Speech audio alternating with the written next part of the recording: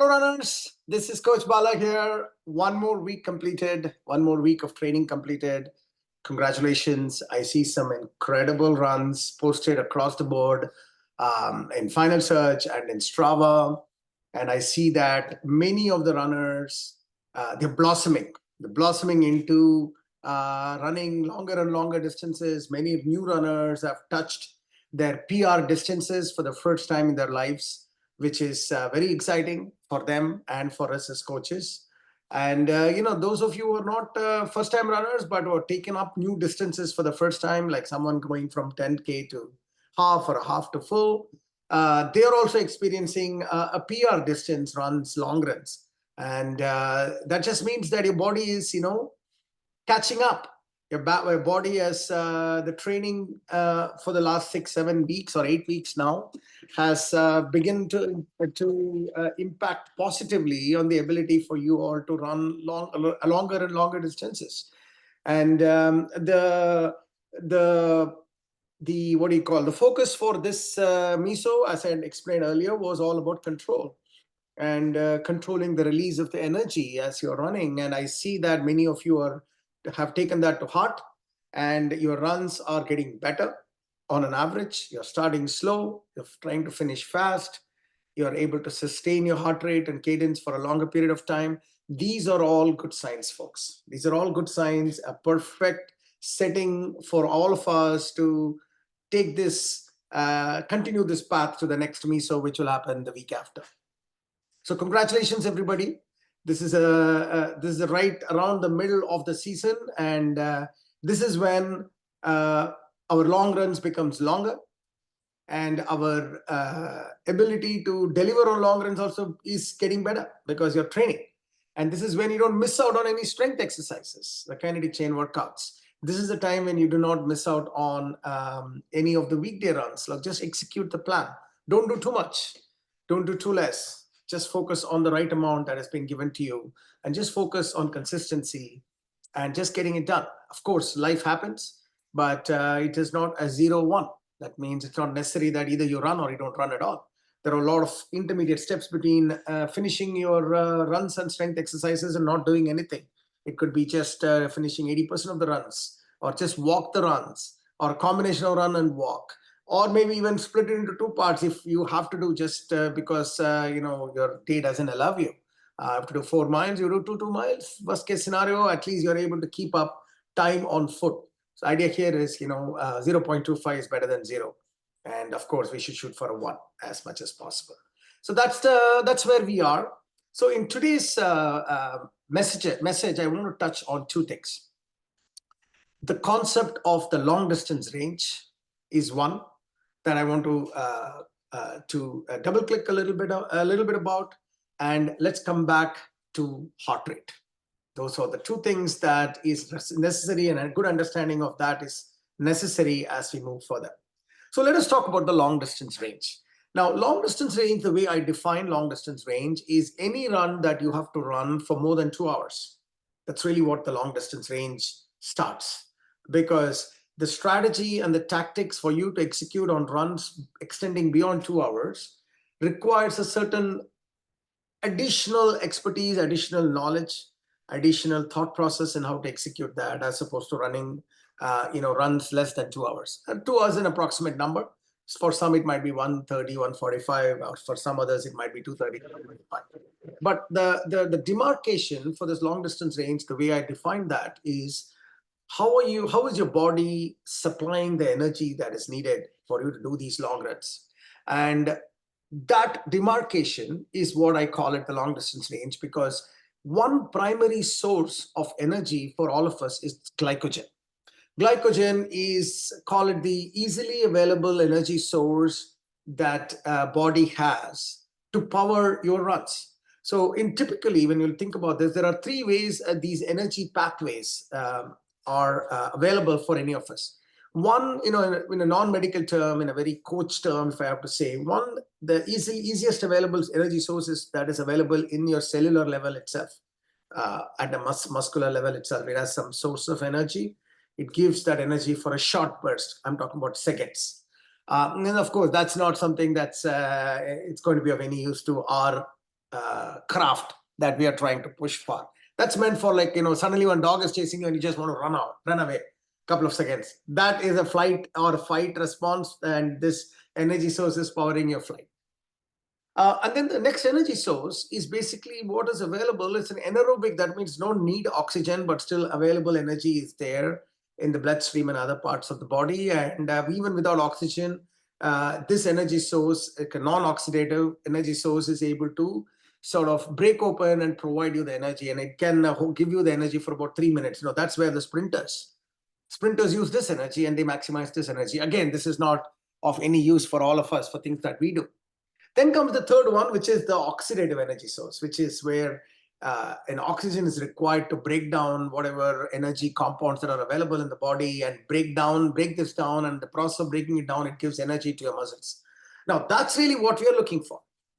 And that is what powers. Now, a glycogen powered energy source is that it can sustain you for 2 hours. Now, beyond 2 hours, or around, once the glycogen energy itself gets depleted, that's the easily available random access memory that is a current account for you to quickly go in the right oxidative state. That means if you're running in CP, it's able to provide the enough oxygen to break down this glycogen and provide you energy. That itself can only last for 2 hours. Then if you're pushing beyond 2 hours, where does it go? Where does the body go? Now, that's where we all are gifted with something that is in abundance, that at least for many of us are in abundance, and which is we don't want that in abundance, and which is our fat resources. So we have, all of us, a fantastic olive garden in our body. So much of fat, so much of energy sources available for us. But the catch is the body has forgotten how to process fat and how to sort of convert that into energy, which is what was its original reason why a fat is basically there, right? It is supposed to be storing these energy as part of fat, so that tomorrow when there is a need, when there is starvation or something that happens, and then fat sort of burns and provides you the energy. But unfortunately, in our lifestyle and in our, sort of prosperous life that we all live, we have not reached a stage where we become so hungry or like food is not there anymore, that the body has to break fat and provide the energy that a body needs. Unfortunately, we have not come to that level, most of us. And as a result, body has forgotten how to sort of burn fat.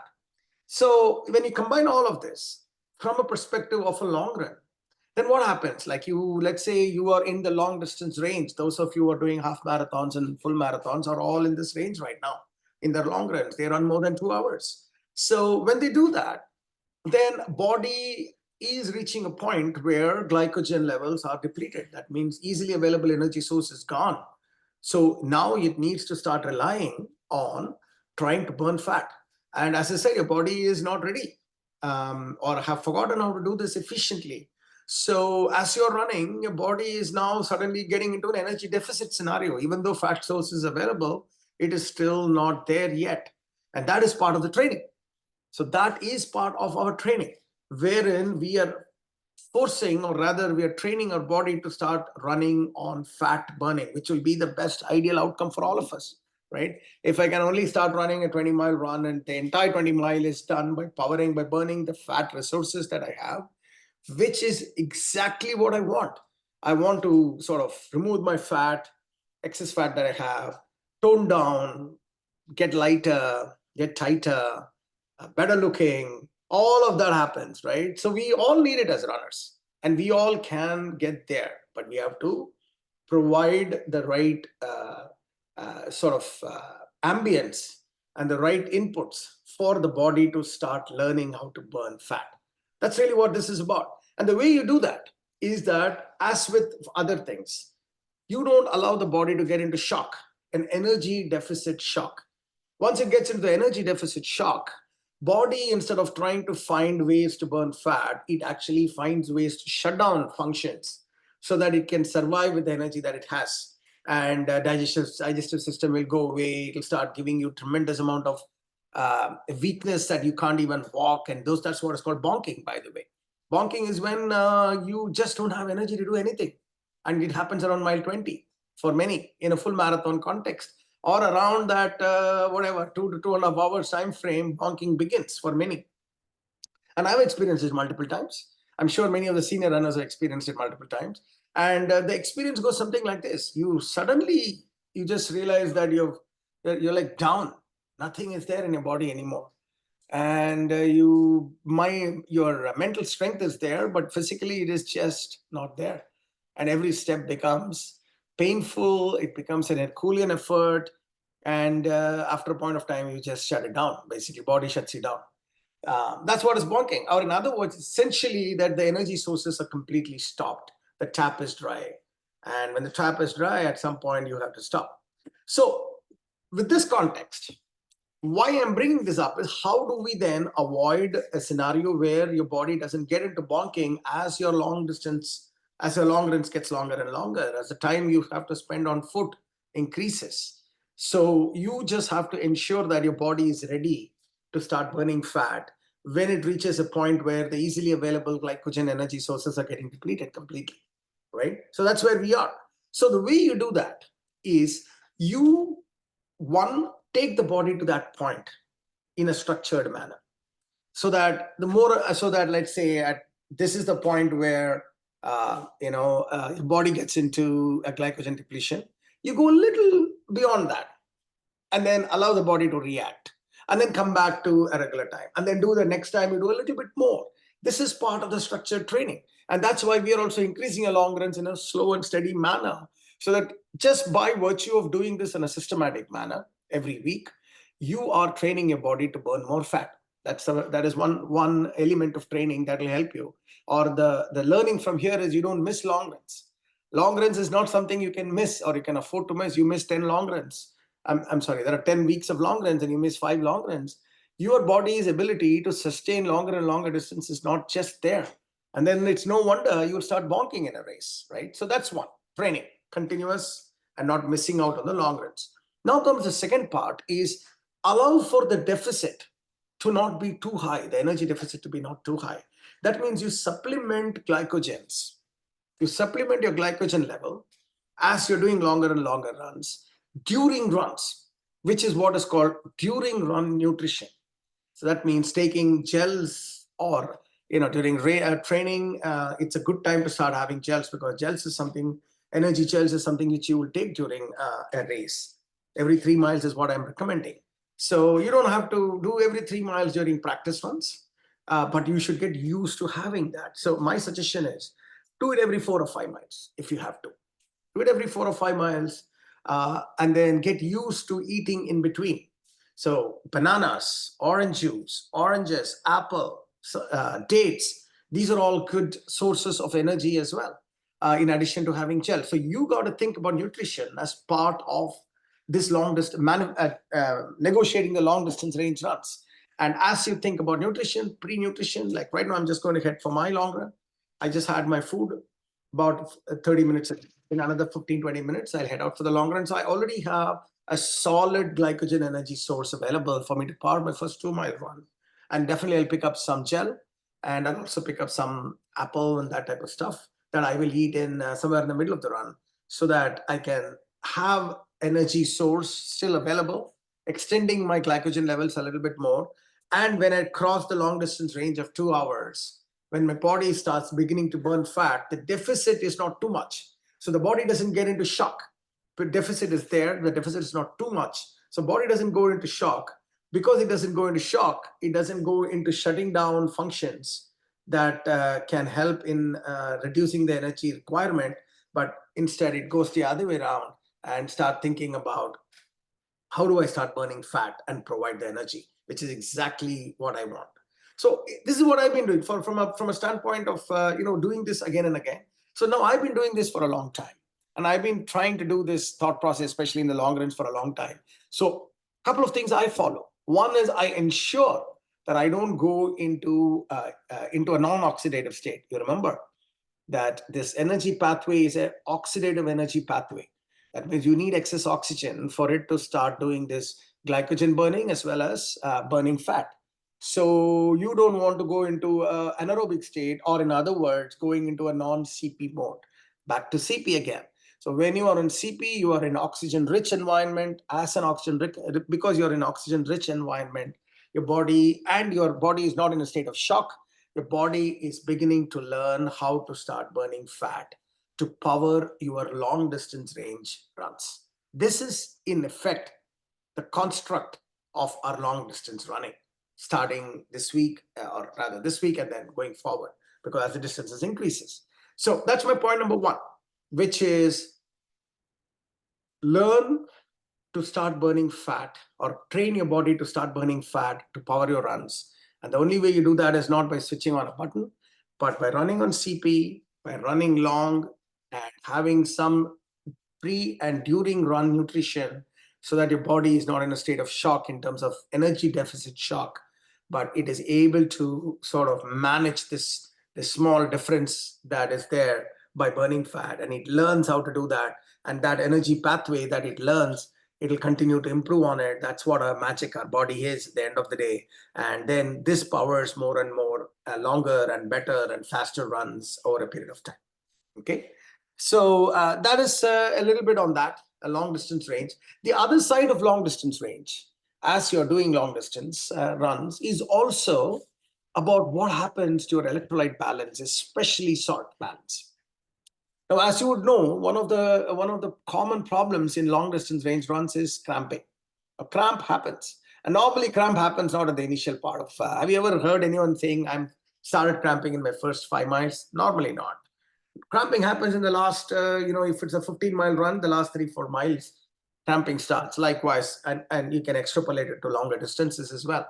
And the reason for that is, again, in a non-medical way, I'm explaining this.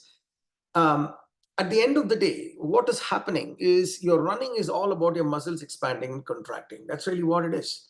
And in a very engineering term, if I were to explain this, muscle is in its expanded state, and then when there is a shock, electric impulse is given, it just sort of contracts like a spring. It contracts, and the minute it contracts, and energy is kind of brought into the energy, and then once the electric signal goes away, it expands like a spring, going out. And when it expands and the spring goes out, this action is what is pushing, giving you the kinetic chain, the kinetic force that is required for you to move. So it's simply our muscles contracting and expanding, controlled by the brain sending and not sending electrical impulses. That is the mechanical side in which your muscles are operating. So the two learnings from here is you want the muscles to contract and expand with as much force as possible. So the more it expands, more energy gets released. Or in other words, you want to ensure that a muscle fibers are as long as possible, and that's where stretching helps, dynamic stretching. I mean, not immediately, but if you stretch for an extended period of time, 30 seconds in one position, and then over a period of weeks, slowly you can see muscle expand. It doesn't just expand just because you did one stretch just before the run. But that's what yoga is all about, right? Tensile strengthening.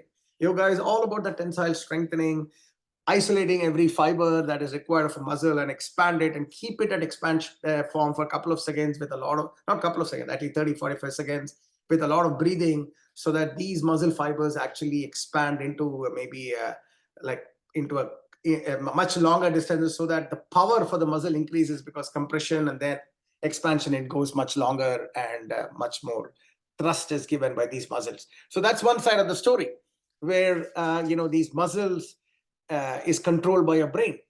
But what happens is, this control, this electrical signal that comes from the brain to the muscle, it flows through its nerves, and salt is required for these electrical signal to reach the muscle that is required, like almost like a conduction, right? You need the salt balance right in your body fluids for this electrical signal to reach. Let's say 100 units of electrical signals emanate from your brain to a muscle A. If your salt balance, everything is good, all 100 units will reach muscle A. And as a result, the muscle A contracts and expands commensurately to the electrical signal, the impulse, the impact of the degree of the electrical impulse, right? I'm talking all in the same mechanical engineering way of explaining this to you. So the point here is, for you to deliver maximum power, you need your muscles to be as long as possible, which is something stretching and other yoga and the strength training we do on a separate one. But you also need the electrical impulse to reach the muscle with as less a loss as possible. That's the basic construct, right?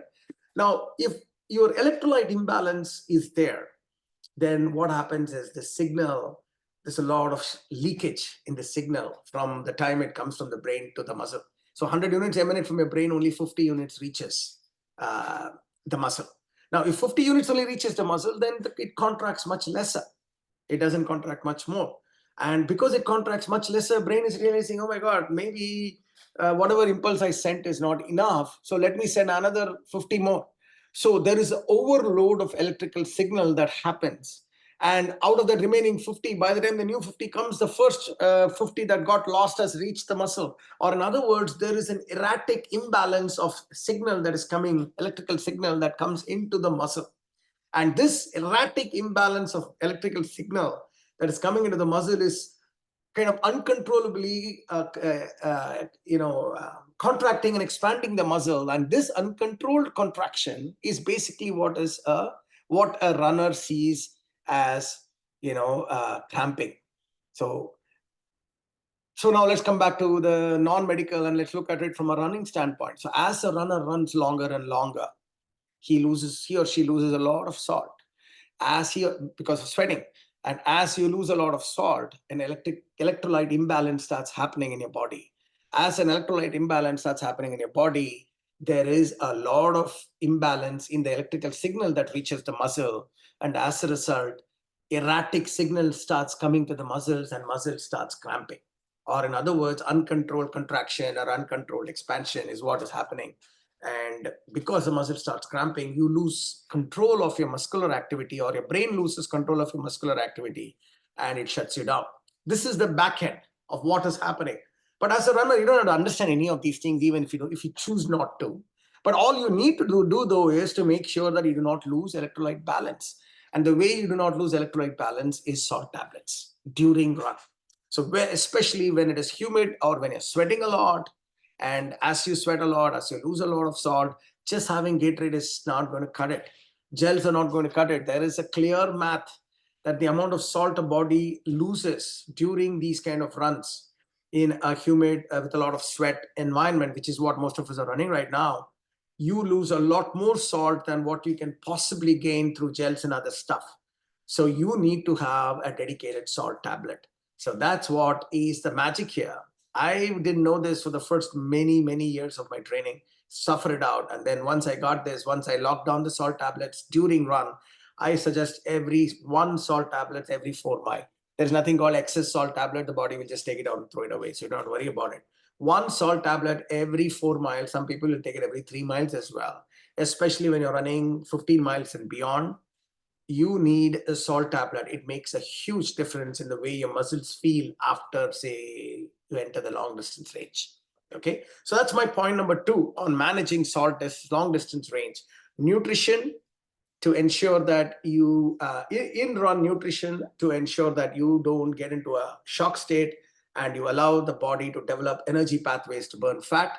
And then the second one is salt, electrolyte imbalance and salt tablet every 4 to 5 miles for you to maintain a set of balance, electrolyte balance, and hence you don't get your muscles to get into a cramping state, and hence you will be able to do very well your long runs. So those are the 2 points I want to give you about the long distance range for you to think about, tactical, practical, that you can actually execute in your next run and have good effect.